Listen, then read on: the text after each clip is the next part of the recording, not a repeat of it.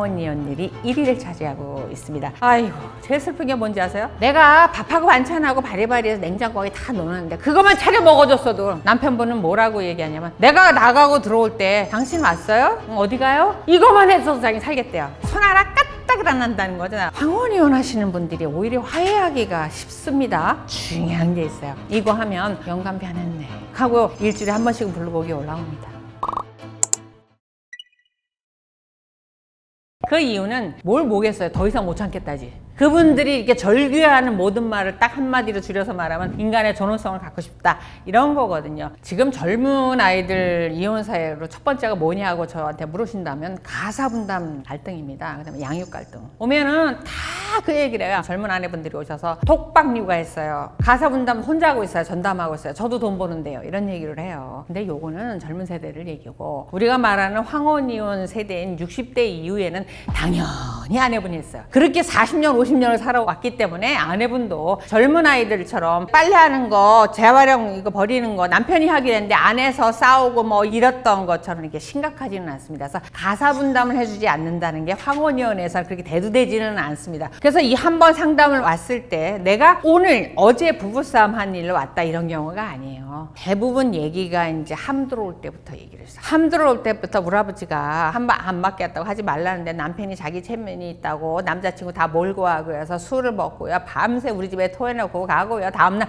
밥까지 먹고 갔고요. 심지어는요, 우리가 함값 안 준다고 술집에 이걸 맡겨놓고 술을 먹었고요. 이렇게 얘기가 시작이 돼요. 그런 다음에 첫해 내가 임신했을 때도 이 사람은 나를 때렸고요. 애를 낳는데도요, 나를 돌보지 않고요. 일주일을 외박하고 안 들어왔어요. 뭐 이런 식으로 얘기가 25년 전으로 갑니다. 결혼생활 20년 차인데 이렇게 해서 묵히고 캐캐캐캐 쌓였는데 왜 여기까지 오셨냐면 그때마다 이렇게 극복하는 이유가 있어요. 근데 대부분 자녀 때문입니다. 이 아이가 어리니까 차마 얘를 얻고 나갈 수가 없었고, 아이가 초등학교 들어가고 중학교 들어가니까 돈이 많이 들어가는데 내가 이 애를 데리고 돈을 벌어서 그만큼 해줄 수가 없었고, 남편이 아무리 믿고 벌어지가 않고 정말 송충이 버는 것 같지만 남편이 월급이 있어야 얘네들 기를 수 있으니까 못 나왔고, 애가 고등학교 졸업할 때 되니까 좋은 대학 보내야 되니까 얘가 시험 볼 때 불안하면 안 되니까 심리적인 안정을 주기 위해서 고등학교 졸업할 때까지 이혼을 못했고, 대학교를 들어갔더니 좀 이따 결혼을 해야 되는데 부모님 석에 그래도 이혼 안 하고 나란히 앉아야 되니까, 그러다 보니까 황혼이혼이 된 거죠. 어쩌다 애가 대학교 들어가면 20년 차잖아요. 그러다 보니까 이혼을 못 하신 경우가 대부분이세요. 그리고 나서 애를 결혼시키고 나서 왜 이제 그때 이혼을 선택하시냐면 그렇게 표현하세요. 죄송합니다. 직설적으로 그대로 옮겨드릴게요. 인간이 애 결혼시켜서 손자 나오면 철들 줄 알았죠. 이렇게 표현하세요. 그러니까 이 인간이 철이 안 든다는 거, 안 변하더라는 거예요. 그래서 이제는 더 못 살겠다는 거예요. 그리고 변호사님, 저기 저 이혼하면 재산 반 준다며요. 그럼 제가 네.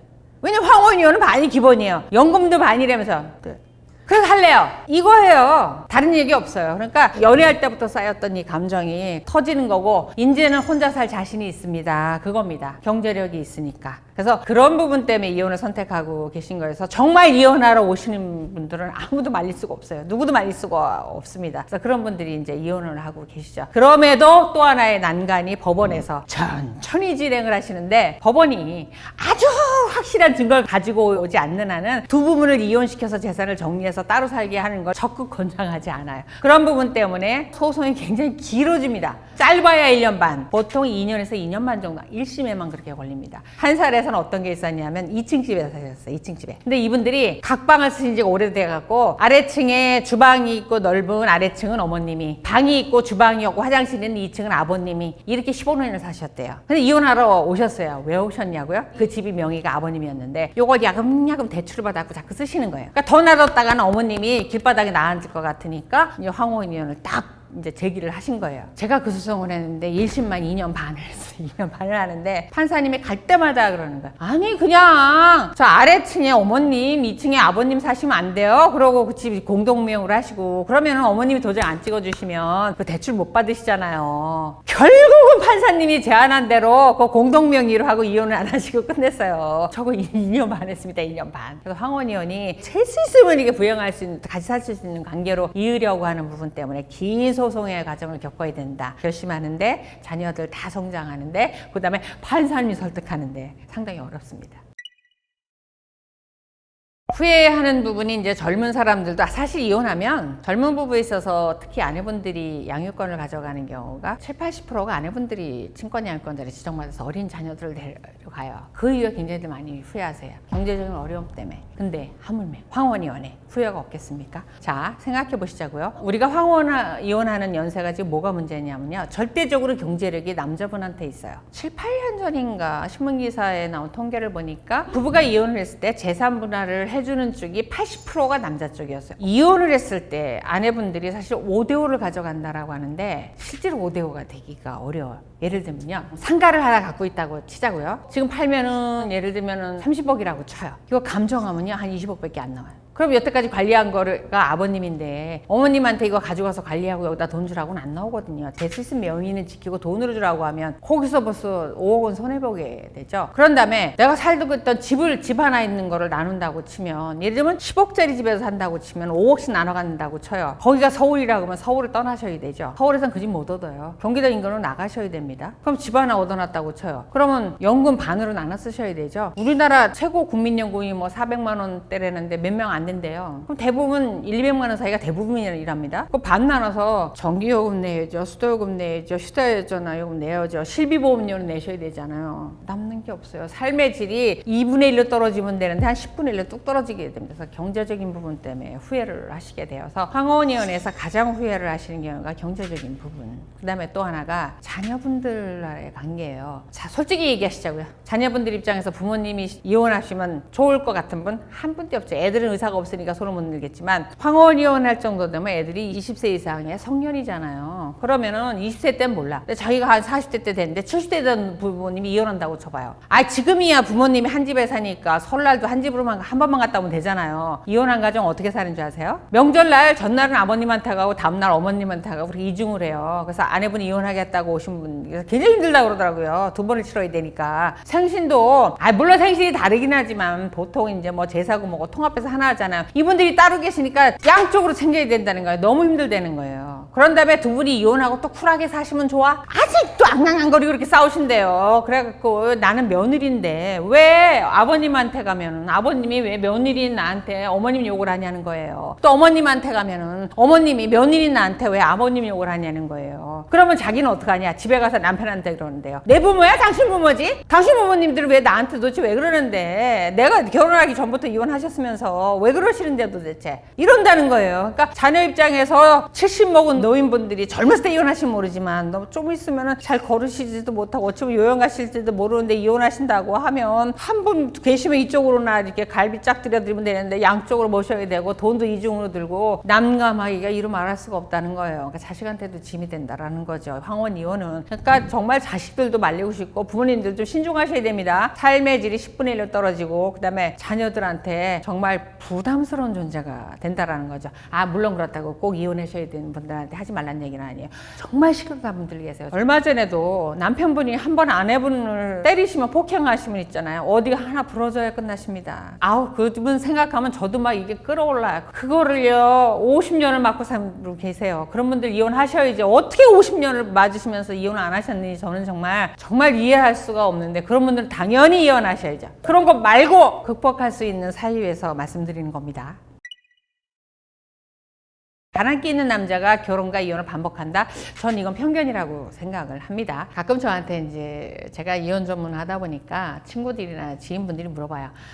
이런 아들하고 며느리 이렇게 고르면 안 되는 거 좀 몇 가지 얘기해줘봐. 그런 얘기를 하는데 바람기 있는 사람 안 되지. 자기네들이 먼저 얘기해요. 저는 그게 긍정적인 면이 있고 부정적인 면이 있다라고 생각을 해요. 진정한 카사노바라는 표현이 좀 그렇지만 그런 사람들 같은 경우 모든 여자들이 그 남자를 원망하지 않아요. 근데 정말 나쁜 남자들 있죠. 한 명을 사귀어도 아주 상처를 깊이 준 남자들, 그 여자가 영원히 저주하죠. 뭐 이런 차이가 있어서 바람기 자체로는 이게 뭐 판단하기는 어려운 부분이 있는 것 같은데 그거 말고 결혼과 재혼을 반복하는 사람은 누구나 극복할 수 없는 나쁜 습관, 습성 이런 거를 가지고 있는 사람, 그 다음에 상대로 하여금 힘들게 하게 하는 사유를 가진 경우 이런 경우라고 보는데 일단 상대를 힘들게 하는 습성 중에 하나가 4번째 이혼이었는데 남자분이 참 잘생겼어요. 제가 법정에 가서 보니까 문제는 뭐냐면 돈을 안 주세요.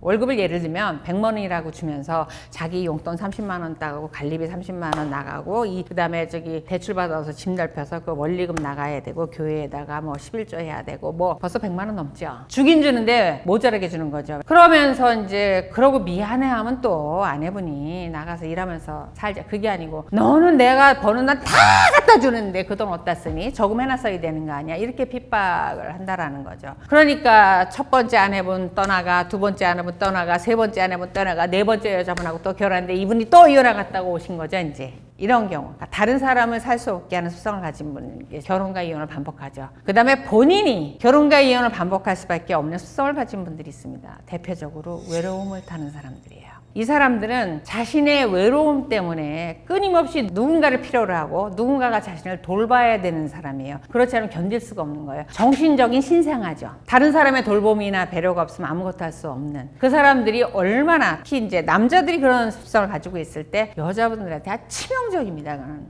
여자들 입장에서 세상에 저 남자는 내가 없으면 살 수가 없어. 저 남자는 나를 너무 필요로 해. 저 남자는 저 사람의 외로움 그런 부분은 내가 요만큼만 보충해주면 저 사람은 정말 세계를 주름잡을 거인으로 성장할 거야. 이런 욕망을 여자분들한테 쏟아주게 되는. 그러니까 어느 여자든 다 빠져들 수밖에 없는. 거기다 외모까지 갖춰보세요. 근데 그렇게 결혼했는데 왜 깨졌냐고요? 그 외로움이 한 여자한테만 충족이 안 되는 거예요. 그리고 아내분들은 이제 결혼을 하고 나면 남편 외로움만 챙겨줄 시간이 어디 있어요? 임신해서 출산해야죠. 애 봐줘야죠. 시댁 식구들 뭐 경자 참석해야죠. 직장 가서 일해야죠. 그 남편의 외로움만 어떻게 연애할 때처럼 이렇게 채워주냐고. 못한다고요. 그러니까 아내는 결혼해서 생활인으로, 아내로서, 엄마로서, 며느리로서 어쩌보면 여러 가지 직업을 다 해야 되는, 그렇게 빠져드는데 남편만 집중할 수가 없는데, 이놈의 남편은 이 정신연령이 신생아, 외로움을 타는 신생아에 멈춰갖고 끊임없이 자기만 돌보라고 하면 어떻게 그걸 채워줄 수 있습니까?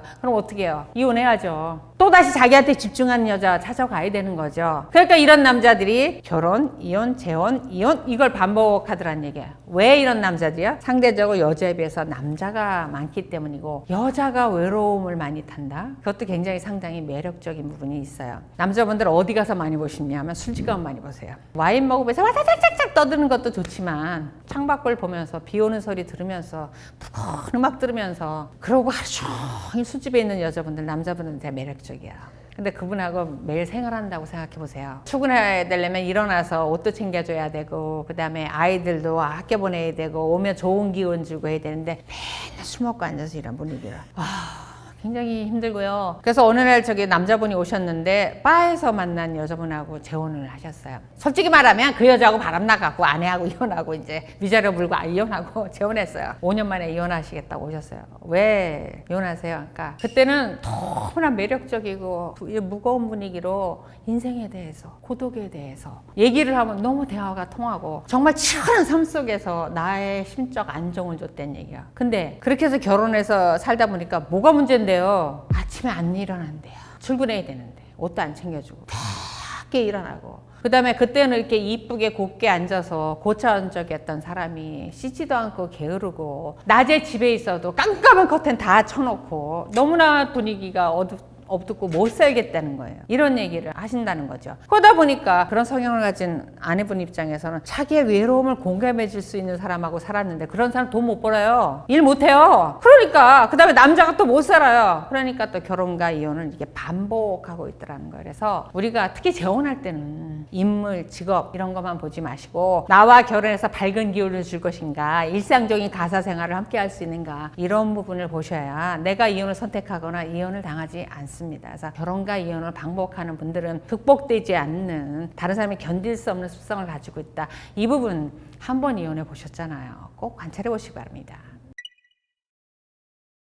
황혼 이혼하시는 분들이 오히려 화해하기가 쉽습니다. 왜냐하면요, 기대하는 수준이 이미 여기까지 내려와 있기 때문에 작은 거 하나만 변화하시면 돼요. 작은 거 하나만. 물론 백마탄 왕자로 바뀌었으면 좋겠죠. 신데렐라 같이 아름답고 우아하고 착한 그런 아내로 변했으면 좋겠지만, 에휴, 황혼이혼 할 쯤 되면 그것까진 기대하지 않아요. 이거라도 하나 해줬으면. 그거 중에 요즘 이제 아내분들이 한 얘기일 거야. 내가 밥하고 반찬하고 바리바리해서 냉장고에 다 넣어놨는데 그것만 차려 먹어줘도 다 바랄 게 없대요. 이렇게 말씀하시고요. 남편분은 뭐라고 얘기하냐면, 내가 나가고 들어올 때 당신 왔어요? 어디 가요? 이거만 해서도 자기 살겠대요. 무슨 말이에요? 너무나 냉담하고 관심을 보이지 않는다는 거예요. 기본적인 것도 안 한다는 거야. 손 하나 까딱을 안 한다는 거죠. 아내분 입장에서 남편에 대한 불만이. 이런 것만 해줬으면 좋겠다라는 거예요. 그러니까 아주 작은 배려를 원한다라는 거죠. 그리고 아내분 얘기했잖아요. 남편이 있는 반찬 차려만 먹어줬으면 좋겠다. 이런 거. 그 다음에 아이고 제일 슬픈 게 뭔지 아세요? 나갔다 들어와서 양말만 이렇게 제대로